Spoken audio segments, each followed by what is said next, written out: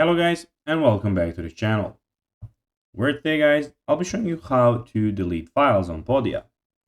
So guys, the first thing that you of course need to do is go to Google and type in podia.com. After that, you just need to go and log into your profile or register to Podia if you haven't already done that, of course. But now guys, let's see what we actually have in front of us here. So as you can see in the top side of the screen, we have the site, blog, products, community, email, audience, and sales. In the top right corner, we have your profile and your profile and all the things about your profile and your messages. But now guys, let's see how you can actually go and delete files on Podia. So first of all, go to of course the Podia website that you of course have, and of course go and edit it, and click on the media library in the left hand menu.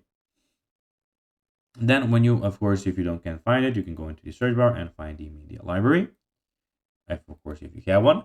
Then locate the files you want to delete. You can use the search bar for or browse through your media library. Click on the three dots next to file and select delete.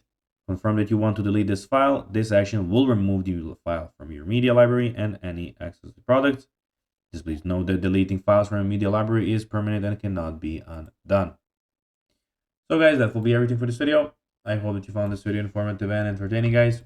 If you did, don't forget to like this video, share it, subscribe to the channel, and put the notifications on, as guys, this really helps us grow our channel. So if you have a few seconds, it will be pretty cool if you could do this for us. So guys, that will be everything for this video.